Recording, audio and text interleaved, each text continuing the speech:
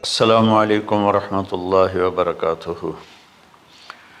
الحمد للہ الذی بیدہ الملک وہو علی کل شیء قدیر، هو الاول والآخر والظاہر والباطن وہو بکل شیء علیم، واشہد ان لا الہ الا اللہ وحدہ لا شریک لہ، واشہد ان سیدنا ومولانا محمدا عبدہ ورسولہ، ارسلہ بالحق بشیرا ونذیرا وداعیا الی اللہ بإذنہ وسراجا منیرا، صلی اللہ تعالی علیہ وعلی آلہ وعلی اصحابہ وبارک وسلم تسلیما کثیرا کثیرا، اما بعد فاعوذ باللہ من الشیطان الرجیم، بسم اللہ الرحمن الرحیم۔ ان ابراہیم کان امۃ قانتا حنیفا للہ ولم یک من المشرکین، شاکرا لانعمہ اجتباہ وہداہ الی صراط مستقیم، ثم اوحینا الیک ان اتبع ملۃ ابراہیم۔ وقال تعالی فلما اسلما وتلہ للجبین ونادیناہ ان یا ابراہیم قد صدقت الرؤیا انا کذلک نجزی المحسنین۔ میرے محترم بھائیوں بہنوں، میرے عزیزوں، بچے بچیوں، پوری دنیا کے انسانوں، اللہ کرے میرا پیغام پوری دنیا میں پہنچے، مسلم بھی سنیں، نان مسلم بھی سنیں، کہ اچھی بات تو لینی چاہیے جہاں سے بھی ہو۔ عید قربان جس کو ہم کہتے ہیں وہ قریب ہے، 5 دن 6 دن باقی ہیں۔ یہ ابراہیم علیہ السلام کی سنت ہے، اور میرے نبی نے اس کو زندہ کیا۔ بیچ کے زمانوں میں یہ نہیں تھی، اس کو میرے نبی پاک صلی اللہ علیہ وسلم نے زندہ فرمایا، اور آپ اپنے عید کے موقع پر 2 جانور ذبح فرماتے تھے، 2 دمبے، ایک امت کے لیے اور ایک اپنے لیے۔ سبحان، ایک امت کے لیے ایک اپنے لیے۔ ابراہیم علیہ السلام سے یہ سلسلہ کیسے شروع ہوا؟ ابراہیم علیہ السلام کون ہیں، ان کی ہستی کیا ہے؟ ابراہیم علیہ السلام وہ نبی ہیں جن پر ساری امتوں کا اتفاق ہے۔ یہود بھی ابراہیم علیہ السلام کو کہتے ہیں ہمارے ہیں، عیسائی بھی ابراہیم علیہ السلام کو کہتے ہیں ہمارے ہیں، مسلمان بھی ابراہیم علیہ السلام کو کہتے ہیں ہمارے ہیں۔ آگے پھر یہود موسیٰ علیہ السلام پر رک جاتے ہیں اور عیسیٰ علیہ السلام کا انکار کرتے ہیں، عیسائی عیسیٰ علیہ السلام پر رک جاتے ہیں اور محمد مصطفیٰ صلی اللہ علیہ وسلم کا انکار کرتے ہیں۔ ان ابراہیم لأواہ حلیم، ان ابراہیم لأواہ حلیم، ابراہیم بہت مہربان، رونے دھونے والے تھے، اور ابراہیم کا مطلب بھی ہے مہربان باپ، مہربان باپ۔ ابراہیم علیہ السلام کی کہانی تو بہت لمبی ہے، اسے سنانے کے نہ مجھے سکت ہے، اور نہ ہی آگے جو ہم کاسٹ کرتے ہیں اس میں اتنی ہمت ہوتی ہے، تو ہم شروع ہی کرتے ہیں کہ ابراہیم علیہ السلام سے اللہ نے اپنے بچے کی قربانی کیسے لی، پیچھے سارے واقعات کو چھوڑ کر۔ ابراہیم علیہ السلام کو جب آگ میں ڈالا گیا اور اللہ تعالیٰ نے ان کو آگ سے زندہ سلامت باہر نکالا، تو پھر انہوں نے ہجرت فرمائی اور مصر گئے۔ مصر کا جو بادشاہ تھا وہ ہر آنے والی عورت کو زبردستی 1 رات اپنے کمرے میں رکھتا تھا، تو اس نے حضرت سارہ علیہ السلام کو بھی قبضہ کر کے اپنے کمرے میں رکھا۔ جو ہی ہاتھ بڑھاتا اس کا ہاتھ سوکھ جاتا، پیچھے کرتا تو ٹھیک ہو جاتا، پھر ایسے ہاتھ بڑھاتا سوکھ جاتا، پھر پیچھے کرتا ٹھیک ہو جاتا، پھر ایسے ہاتھ بڑھایا سوکھ گیا، پھر پیچھے کیا ٹھیک ہو گیا۔ تو اس نے کہا یہ تو کوئی اور ہی بات ہے۔ تو اس نے اپنی بیٹی حضرت ہاجرہ وہ ان ابراہیم علیہ السلام کے نکاح میں دے دی۔ ابراہیم علیہ السلام اس وقت 70 سے اوپر جا چکے تھے اور حضرت ہاجرہ 22 سال کی تھی۔ یہ 3 افراد کا قافلہ ہجرت کر کے فلسطین پہنچا، اور ابراہیم علیہ السلام کی عمر گزر گئی۔ رب ہب لی من الصالحین، یا اللہ کوئی نیک بچہ دے، یا اللہ کوئی نیک بچہ دے۔ اولاد کا نیک ہونا ضروری ہے، ڈاکٹر بنے، انجینئر بنے، عالم بنے، مفتی بنے، ان میں سے کوئی چیز ضروری نہیں، اولاد کا نیک ہونا ضروری ہے۔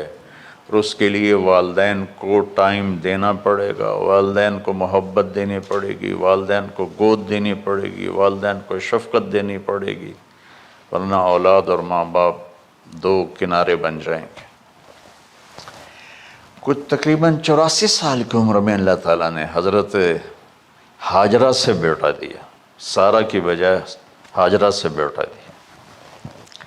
حضرت اللہ کی حکمت تھی، اللہ بھی یہی چاہ رہے تھے، تو حضرت سارہ کو بڑی تکلیف ہونے لگی، کہنے کہ اس بچے کو مجھ سے دور کرو، اس بچے کو مجھ سے دور کرو، میں دیکھ نہیں سکتی۔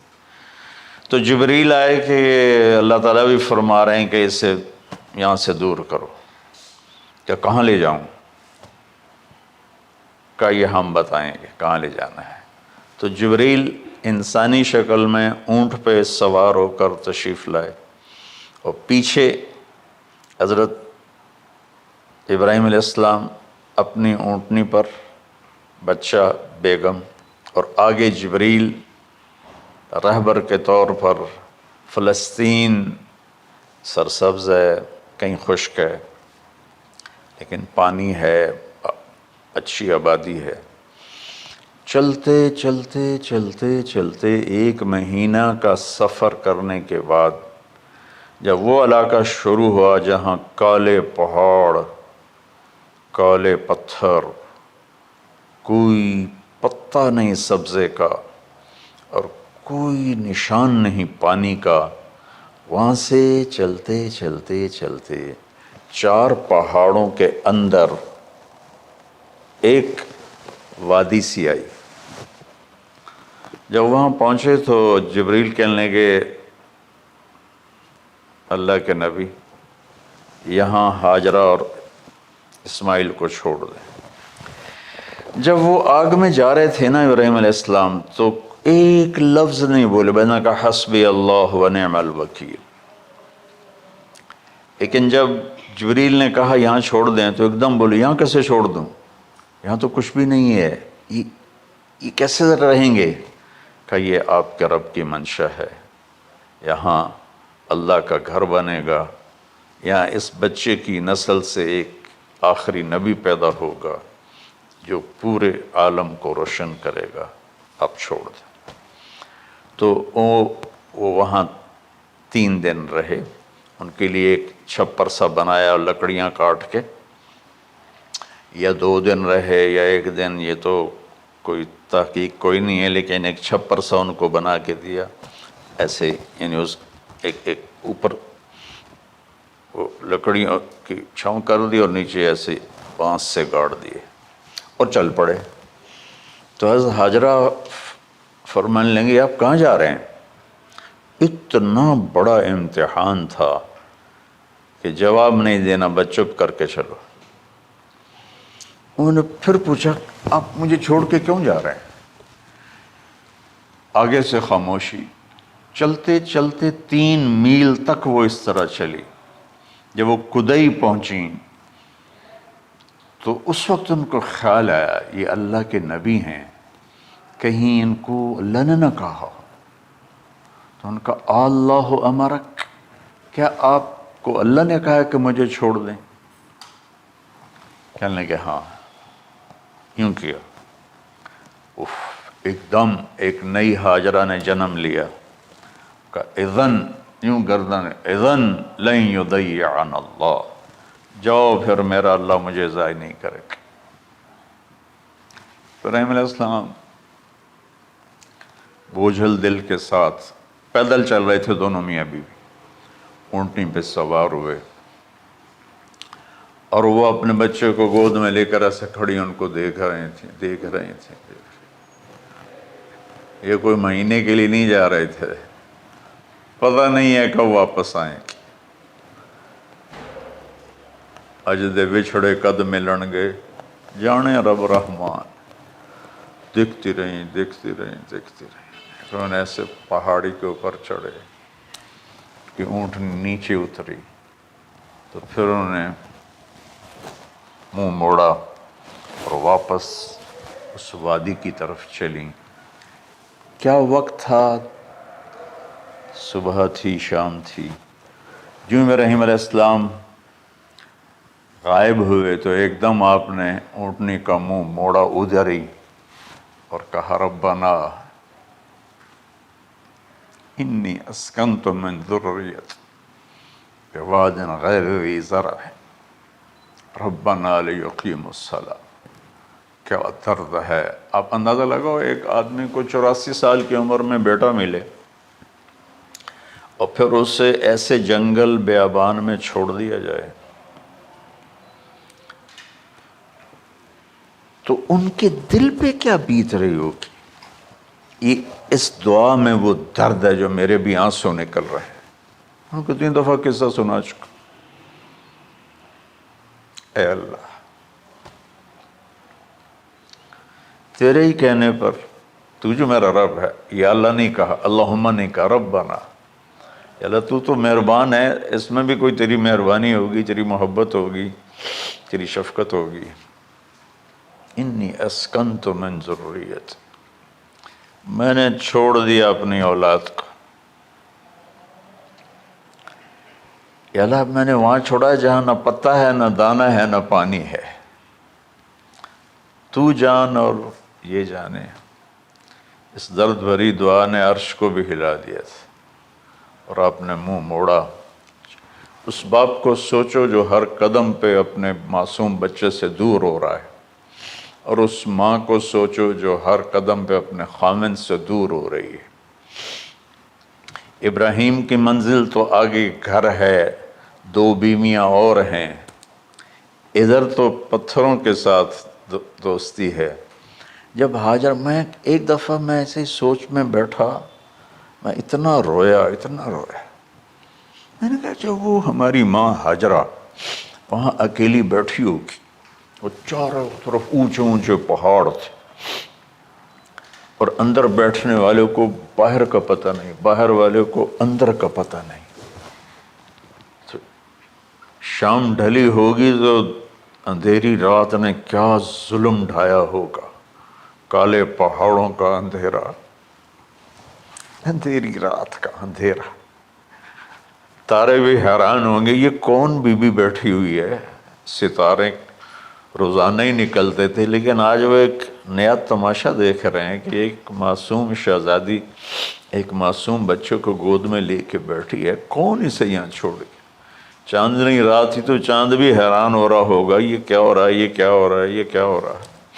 اور وہ تنہا جان آسمان کو دیکھتی ہوگی، یا اللہ یہ میرے ساتھ کیا ہوگی۔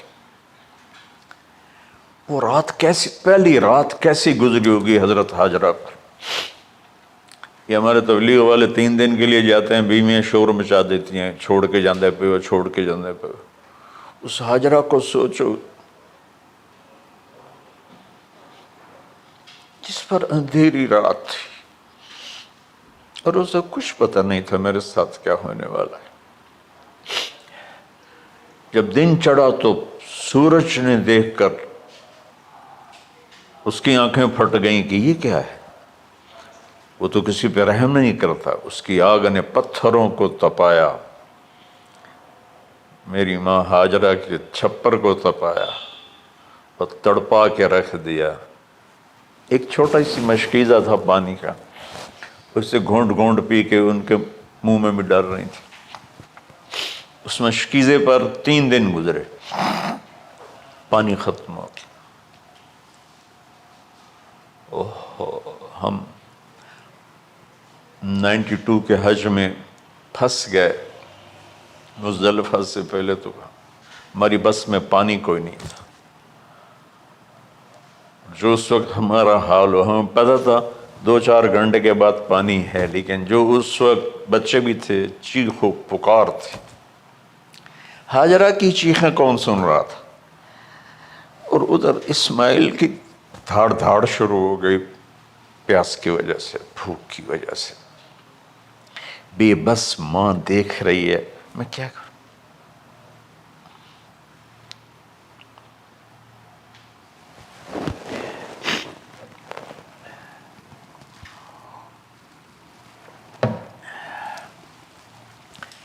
میں قطر میں تھا جماعت میں، تو مجھے یہاں کندھے میں درد ہوا، میں ہاسپٹل گیا تو ایمرجنسی سے انہوں لے کر گئے. ایک بچہ تڑپ رہا تھا اس میں، جو ہاسپٹل کا بیڈ ہوتا ہے چھوٹا سا. اس کی ماں ٹیک لگا کر نا اس کو یوں دیکھ رہی تھی. مجھے نہیں پتا وہ کون ہے، مجھے نہیں پتا اس بچے کو کیا ہے، لیکن آپ یقین مانیں یہ جو میرے آنسو ہیں اس عورت کی وجہ سے، کہ جس خاموش ساز خاموش فریاد سے معمور ہیں ہم. نالہ اگر لب پہ آتا ہے تو مجبور ہیں ہم. جس طرح وہ ماں ساز خاموش تھی اور اس کے چہرے پر درد پکار رہا تھا، میں صرف ایسے گزرتے گزرتے اس کو دیکھا اور میں آج رو رہا ہوں 15 سال کا قصہ یاد کر کے. تو ہاجرہ کے چہرے کو کون پڑھنے والا تھا؟ کون سی ایمرجنسی وارڈ میں بیٹھی تھی؟ کون اس کے لیے کہہ رہا تھا میں پانی لاتا ہوں، کھانا لاتا ہوں؟ موت تھی دونوں ماں بیٹی کی. تو یہ بے قراری میں صفا مروہ کی دوڑ لگائی. انہیں پتا تھا کچھ نہیں ہے.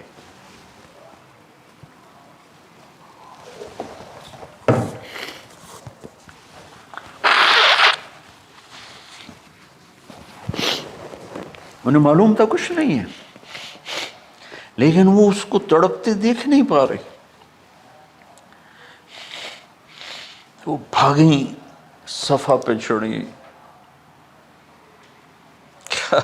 ادھر دیکھ ادھر دیکھ، ابھا دیکھاں لمحہ دیکھاں،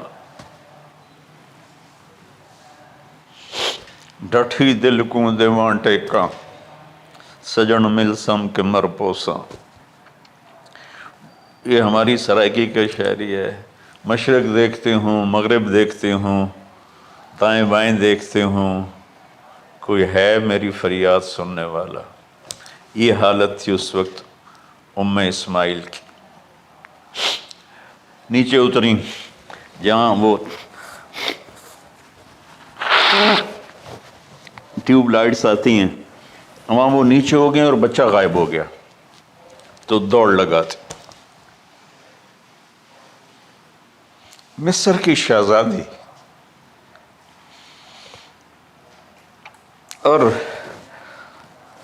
مکے کے نوکدار پتھروں کے اوپر دوڑ رہی تھی. جب بچہ نظر آیا پھر آہستہ ہو گئی، پھر مروہ پہ چڑھی، پھر صفا پہ چڑھی، پھر مروہ پہ چڑھی، پھر صفا. مجھے لگتا ہے صفا مروہ بھی رو رہے ہوں گے اس وقت، اور مکے کے پہاڑ بھی رو رہے ہوں گے. سورج بھی اس وقت رو رہا ہوگا. آخر وہ مروہ پہ تھک کے گر گئیں. یہ نہیں کہ انہیں 7 چکر لگانے تھے، 7ویں چکر کے بعد ان کی ہمت جواب دے گئی.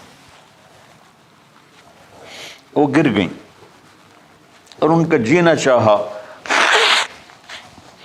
کہ میں بچے کو اپنے سامنے مرتا دیکھوں، اس لیے وہیں گر گئیں کہ میں اتھے مر جاؤں اتھے مر جاؤں. پھر ایسے حسرت بھری نظروں سے یوں دیکھا، مر گیا کہ نہیں. تو وہاں ایک آدمی کھڑا تھا. پھر مردہ جسم میں پھر جان آ گئی. پھر انہوں نے اپنے آپ کو اٹھایا اور دوڑ لگائی. پہنچی تو آدمی غائب تھا اور پیڑیوں سے پانی نکل رہا تھا. اتنے چکر کیوں لگوائے؟ پہلے ہی نکال دیتا۔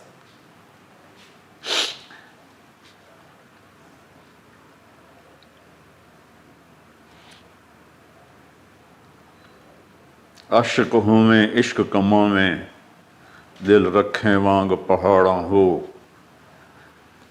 سہ صدیاں ہزار غلامیں کر جانے باغ بہاراں ہو، منصور جے چک سولی دتے جڑے واقف کل اسراراں ہو، سجدیں سر چائیں نہ باہو توڑے کافر کہیں ہزاراں ہو، عاشق سوئی حقیقی جڑا قتل معشوق دے مننے، سر نو جوڑے تے مکھ نہ موڑے بھامیں 100 تلواراں کھنے، سچا عشق حسین علی دا باہو سر دتے تے راز نہ بن۔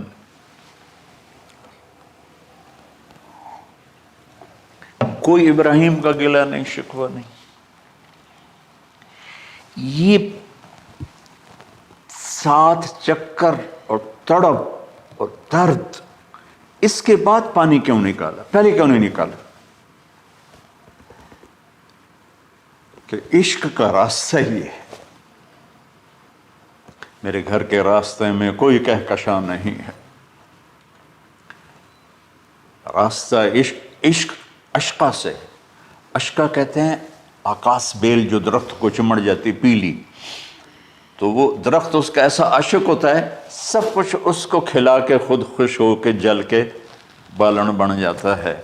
اس سے اشقا ہے کہ عشق ایسی چیز ہے، عشق تے آتش ڈوہیں برابر اتے عشق دا تاؤ تکھیڑا، آتش ساڑے کخت کا نیرا، عشق ساڑے دل جیڑا۔ خواجہ غلام فرید صاحب کی شاعری سنا رہا ہوں کہ عشق میں بھی آگ ہے اور لکڑی میں بھی آگ ہے۔ لکڑی کی آگ خس و خاشاک کو جلاتی ہے اور عشق کی آگ دل کو جلا کے برباد کر دیتی ہے۔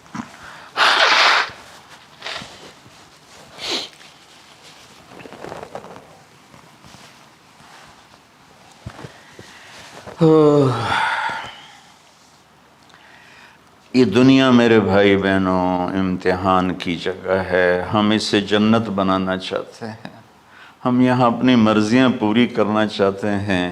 اللہ کی قسم، اللہ کی قسم، اللہ کی قسم، جس نے اپنی مرضی پہ چلنا شروع کیا وہ تباہ ہو گیا، جو اللہ رسول کی غلامی کے دائرے میں آیا وہ کامیاب ہو گیا۔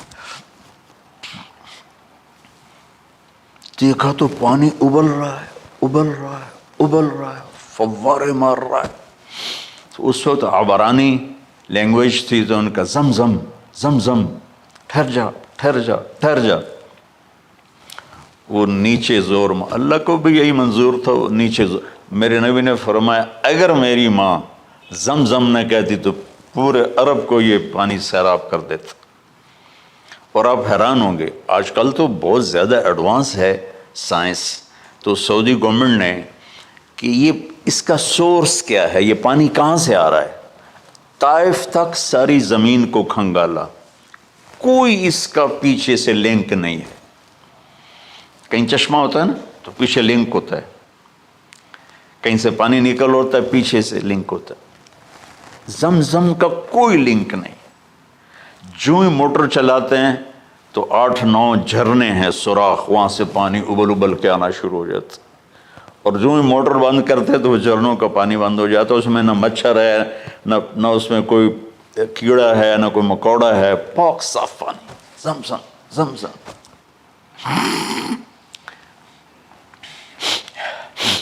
جتنا اونچا بنانا ہو بلڈنگ اتنی گہری بنیاد۔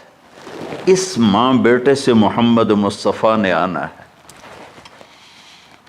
تو پھر بنیاد تو گہری ہوگی نا، ایسے تو نہیں ہے نا۔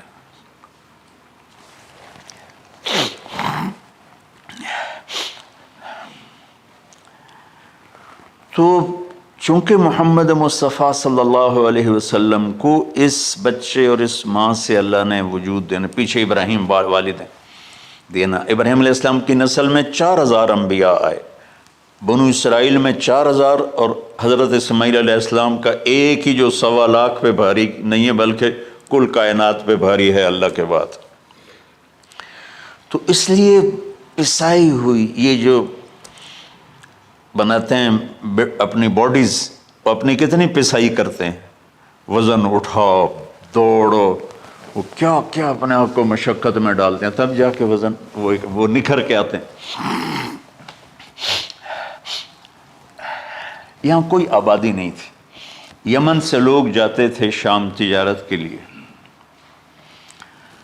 تو قبیلہ جرہم کا گزر تھا، پانی نہیں تھا، تو وہ پانی کی تلاش میں تھے، انہوں نے پرندے دیکھے، وہ کہنے کہ پرندے تو پانی پر آتے ہیں، انہوں نے 2 آدمی بھیجے، آگے دیکھا ایک خاتون، ایک بچہ اور کنواں تو نہیں تھا، پانی چشمہ، تو وہ سارے آئے اور کہا کہ بہن ہم یہاں ٹھہر جائیں، کہ اب ٹھہرو لیکن پانی میرا، ان کا ٹھیک ہے پانی آپ کا ہے۔ تو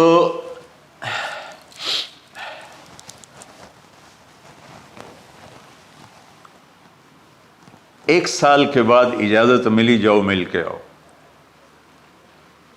مل کے آؤ۔ جس گھاٹی سے ابراہیم کو جدا کیا تھا اس پر کتنی دفعہ حضرت ہاجرہ کی نظر پڑتی ہوگی،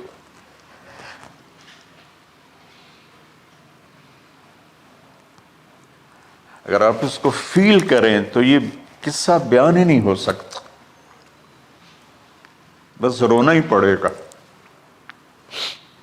اور خاص طور پر آج کے دور میں جب کوئی اللہ کو کی ماننے کے لیے تیار ہی نہیں ہے، کوئی جہنم سے ڈرنے کے لیے تیار نہیں، کوئی جنت کی طلبگار نہیں۔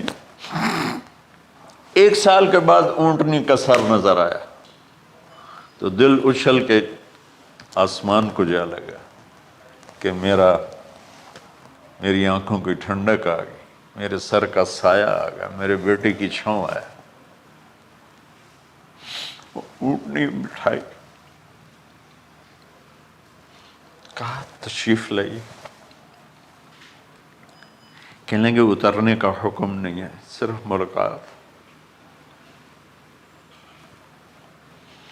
نہ آتے صبر آیا ہوا تھا، صبر توڑ کے پھر جا رہے ہیں، تو اف نہیں کی، آہ نہ کر لبوں کو سی، زخم پہ زخم کھا کے جی، اپنے جگر کا لہو پی، آہ نہ کر لبوں کو سی، عشق ہے دل لگی نہیں، سینے پہ تیر کھائے جا، آگے قدم بڑھائے جا، یعنی زبان حال سے کہہ دے اس کے ہاں ستائے جا۔ کوئی شکوہ گلہ نہیں ہے، یہ کیا ملنا ہے، نہ آتے وہیں بیٹھے رہتے۔ کہنے لگے اچھا بچہ گود میں دے دو، سینے سے لگا پیار کی، بہتے آنسو بچے کے رخسار پہ گرے، بچوں کو پتہ نہیں کون ہے۔ کہنے لگی اجازت ہے آپ کا سر دھو دوں، منہ دھو دوں، پاؤں دھو دوں، ہاتھ دھو دوں، یہ پانی پاک ملا ہے، ٹھیک ہے واپس۔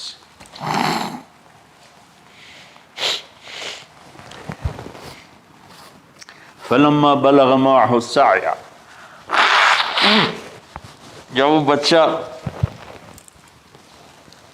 بھاگنے دوڑنے لگا، دل میں اتر گیا، نظروں کو بھا گیا، تو خواب آنے شروع ہوئے، قیمتی چیز قربان کرو، پتہ نہیں کتنی بکریاں قربان کر دیں، پھر خواب آیا قیمتی چیز قربان کرو، پھر گائے قربان کر دیں، عدد مجھے یاد نہیں ہے، پھر خواب آیا قیمتی چیز قربان کرو، اونٹ قربان کر دیے، پھر خواب آیا قیمتی چیز قربان کرو، تو پھر خیال آیا کہ یہ اسماعیل کی طرف اشارہ ہے۔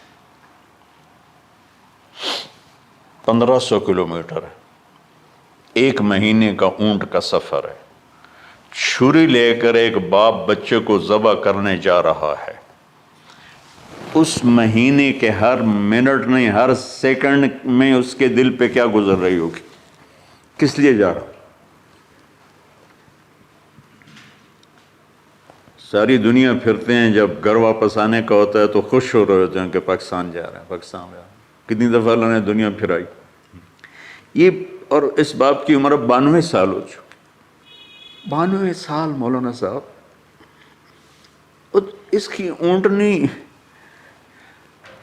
کے قدم کے ساتھ نہیں، ہر سیکنڈ کے ہر کروڑویں حصے میں ابراہیم کا دل پھٹتا ہوگا کہ اس معصوم بچے کو ذبح کیسے کروں۔ اللہ کی مان کے دکھا دی۔ اللہ نے تو ہمیں دین ہی آسان دیا ہے، ہم سے تو نہیں بچوں کی قربانی مانگی۔ ابو بکر صدیق رضی اللہ تعالیٰ عنہ نے فرمایا تھا، یا رسول اللہ، ایک آیت ہے جس میں کا مفہوم یہی ہے، اگر اللہ ہمیں کہتا نا بچے قربان کرو، ہم بھی چھریاں چلا دیتے۔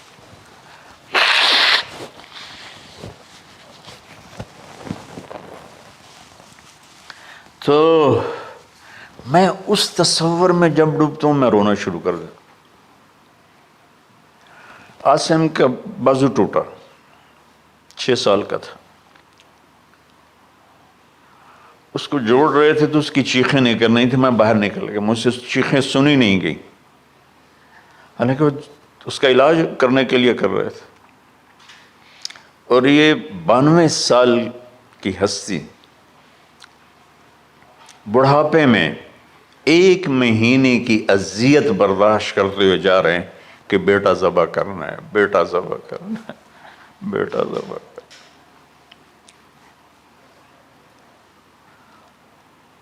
تو وہاں پہنچے تو اب اسماعیل نے جانا ہے کہ یہ ہیں میرے ابا۔ وہ کیسے لپٹے ہوں گے، کیسے چوما ہوگا، کیسے پیار کیا ہوگا، یہ بیوی کا آپس میں۔ مجھے نہیں پتا کہ کتنے عرصے بعد انہوں نے ایک قدم اٹھایا، لیکن کہا کہ بچوں کو تیار کرو، میں اس کو سیر کرانے لے جا رہا ہوں۔ بڑی خوش ہوئی، ماں بھی بچہ بھی اچھل رہا ہے، اور لے کے پہنچے جمرہ کبریٰ پر، وہ جو شیطان کو 3 جگہ مارتے ہیں تو آخری جگہ وہاں اس وقت ایک تنگ سی جگہ تھی پہاڑوں میں گھری ہوئی، وہاں پہنچے تو کہتے ہیں یا بنی انی، کوئی شک شبہ والی بات نہیں ہے، ارا فی المنام انی اذبحک، میں نے تمہیں ذبح کرنا ہی ہے، انی میں نے تمہیں ذبح کرنا ہے، فانظر ماذا تری، تیری رائے کیا ہے؟ قربان جاؤں اس ماں پہ جس نے 7-8 سال کے بچوں کو کیا تربیت دی۔ یا ابت افعل ما تؤمر،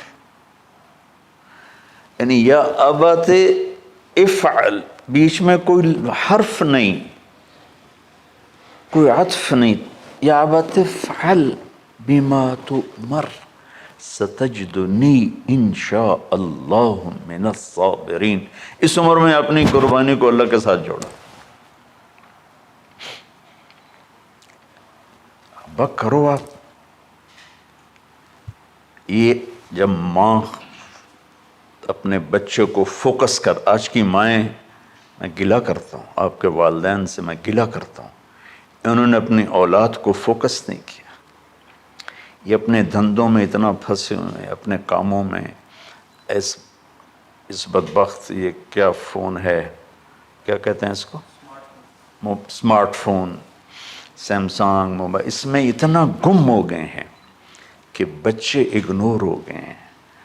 3 سال کا بچہ سکول جا رہا ہے، اسے ماں کی گود چاہیے، اسے سکول بھیج رہے ہیں، وہ وہاں، میرے بچے کو ڈسلیکسیا تھا، اس کو عاصم کو، اس کو پڑھنا نہیں آتا تھا، ایک بیماری ہے، تو اس کی ٹیچریں مار مار مار اس کا حشر کر دیتی، میرا بچہ برباد کر دیا انہوں نے۔ وہ 6 سال کی عمر میں ڈپریشن کا شکار ہو۔ میں ماؤں سے کہتا ہوں بچوں کو ٹائم دو، تمہارا سرمایہ تمہاری اولاد ہے، اور اولاد ڈگری سے عزت نہیں ملتی، اولاد تمہاری نیک ہوگی تو وہ بلند بخت ہوں گی، عزت پائیں گی۔ پاکستان کو پڑھے لکھوں نے لوٹا ہے، ان پڑھوں نے نہیں لوٹا۔ ابا جی، بابا جی، آپ کریں نا، دیر کیوں کر رہے ہیں؟ ستجدنی انشاءاللہ من الصابرین، آپ دیکھیں گے میں آپ کی آزمائش پہ پورا اتروں گا اور اللہ کی آزمائش پر بھی پورا اتروں گا۔ پھر معصوم ذہن ادھر چلا گیا ماں کی طرف، کہنے لگے ہاں یہ بات تو ہے کہ میری ماں کو بڑی تکلیف ہوگی، تو اس لیے نا اپنا کرتا اتارا، کہا بابا جی یہ کرتا آپ میری ماں کو دے دیں، وہ جب مجھے یاد کرے گی میرا کرتا دیکھ لے، اور آپ نے مجھے یہیں دفن کرنا ہے، ادھر نہیں لے جانا، اور آپ بھی احتیاط کریں، مجھے الٹا الٹائیں، طلّہ للجبین، میرا سر زمین پہ لگائیں، گردن نہیں، تاکہ آپ کو تکلیف نہ ہو مجھے دیکھ کر۔ اب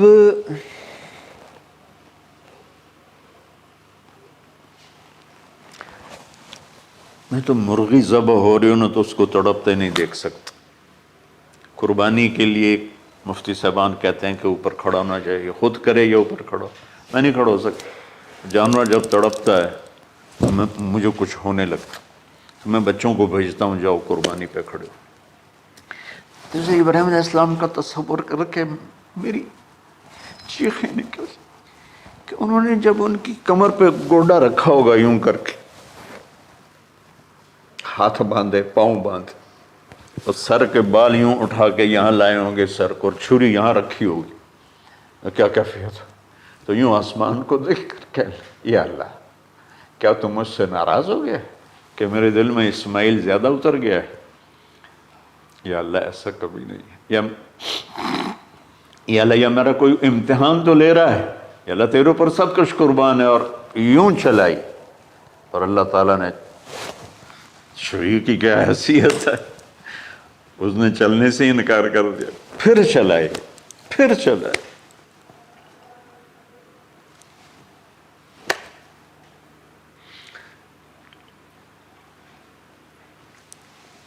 بعضی کتابوں میں ہے تو صحیح، لیکن روایت کی کتنی حیثیت ہے وہ تو مجھے نہیں پتا، لیکن چونکہ یہ ایک تاریخی چیز ہے کہی جا سکتی ہے۔ کہتے ہیں پھر گئے اور چھری کو تیز کیا پتھر پر، تیز کر کے جب آئے نا اور بال پکڑے، آسمان کے فرشتے 2 دفعہ روئے ہیں انسانی تاریخ میں، آسمان کے فرشتے 2 دفعہ روئے ہیں انسانی تاریخ میں۔ ایک جب ابراہیم علیہ السلام نے ان کی کمر پہ اپنا گھٹنا رکھا کہ سر کے بال پکڑ اور چھری پکڑ کے یہ کہا یا اللہ تم مجھ سے ناراض ہو، تو آسمان کے فرشتوں کی چیخیں نکل گئی۔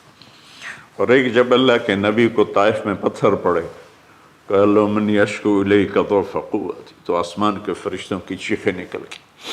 جب ہمارے نبی کو طائف والوں نے مارا اس پر، یہ 2 دفعہ آسمان کے سب فرشتے روئے۔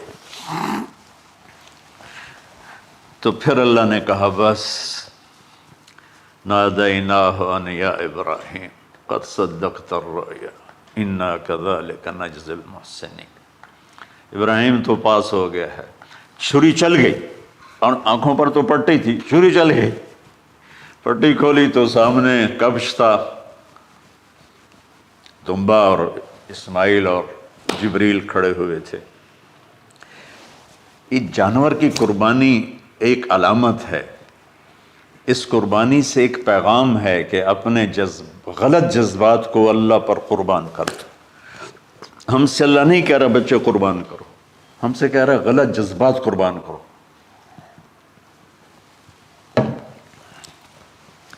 ہم سے اللہ کہہ رہا ہے اپنے جذبات کو دبا دو جو تمہیں اللہ اس کے رسول سے دور کرتے ہیں، ان پر چھری چلاؤ۔ جو اللہ اس کا محبوب کہتا ہے ان کو کرنے کے لیے بھی اپنے جذبات پہ چھری چلاؤ۔ سچ بولنے کے لیے چھری چلانی ہے تو چلاؤ اپنے جذبوں پر، اب اس کو پھیلا دو۔ ساری شریعت میں اللہ نے جو احل حلالا، جو اس نے کہا ہے یہ کرنا ہے اس کے لیے اپنے جذبات قربان کر دو. وحرم حراما، اور جو کہتا ہے نہیں کرنا اس کو چھوڑنے کے لیے اپنے جذبات قربان کر دو. تو یہ ہے قربانی کی اصل حقیقت. جانور دمبے ذبح کرنا تو اس کی ایک علامت ہے، اس کی ایک علامت ہے کہ ہم میرے نبی نے حج پر 63 اونٹ ذبح کی، اپنے ہاتھ سے ذبح کی، باقی 37 حضرت علی رضی اللہ تعالیٰ علیہ السلام نے ذبح کیے. تو بھائیو، قربانی کی اصل یہ ہے کہ ہم اللہ اس کے رسول پر اپنے جذبوں کو قربان کر رہے ہیں، اپنے جذبوں کو قربان کر رہے ہیں. مولانا ابوالکلام آزاد رحمۃ اللہ علیہ کا میں مضمون پڑھ رہا تھا اسی قربانی پر، تو انہوں نے فرمایا، انہوں نے لکھا، وہ خطابت اور قلم کے تو بادشاہ تھے، واقعی وہ ابوالکلام تھے. انہوں نے لکھا کہ اللہ نے چھری کے لیے چلنا طے کیا ہوا تھا، اللہ نے چھری کے لیے چلنا طے کیا ہوا تھا. جب اسماعیل کو لٹایا گیا تو اسماعیل کو کھینچ لیا، چھری کو روک دیا. جب میرے نبی کے والد کو حضرت عبد المطلب جب زمزم کا کنواں کھود رہے تھے تو باپ بیٹا تھے، حارث اور عبد المطلب، تو تھک کر کے ایک دن کہنے لگے یا اللہ اگر تو مجھے 10 بیٹے دے گا نا تو میں ایک تیرے نام پہ قربان کروں گا. اللہ نے 15 دے دیے. جب وہ سارے جوان ہو گئے تو ان کو اکٹھا کیا، بچوں میں نے تو منت مانی تھی. تو انہوں نے کہا ابا جان آپ جس پہ ہاتھ رکھیں گے ہم تیار ہیں. کیا اطاعت ہے. تو کہنے لگے نہیں میں قرعہ ڈالوں گا، جو اس زمانے کا طریقہ تھا وہ تیروں کے ساتھ. تو حضرت عبداللہ کا قرعہ نکل آیا.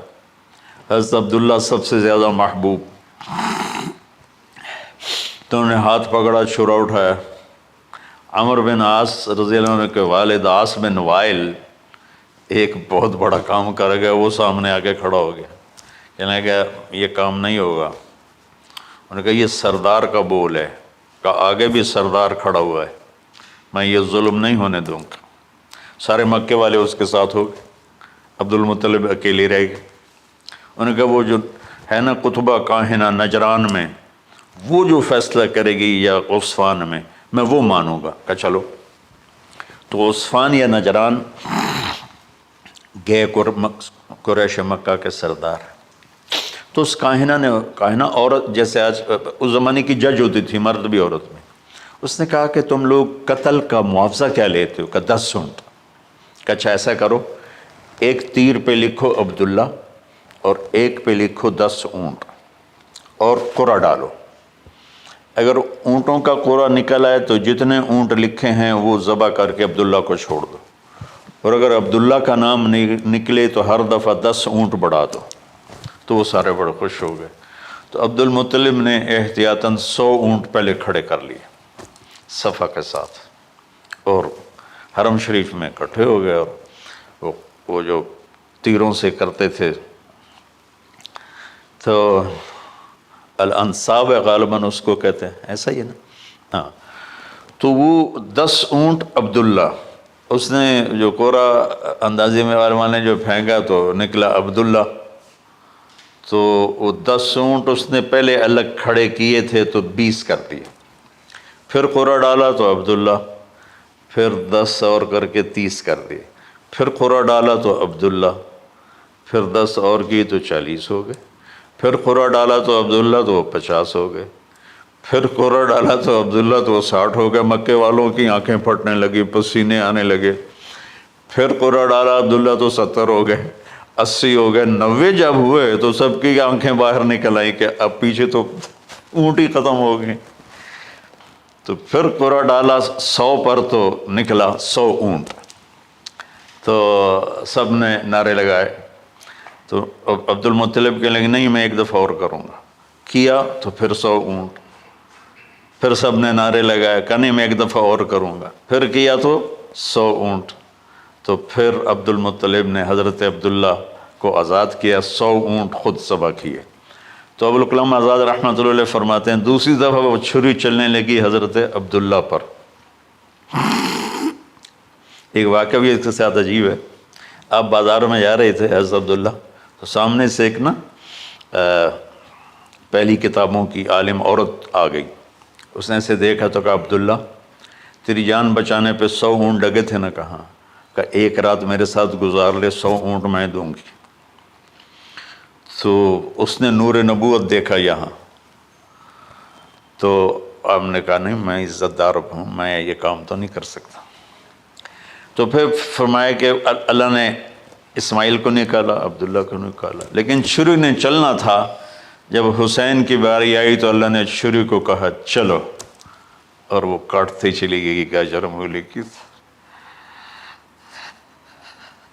میرے نبی کی ساری نسل ذبح کی۔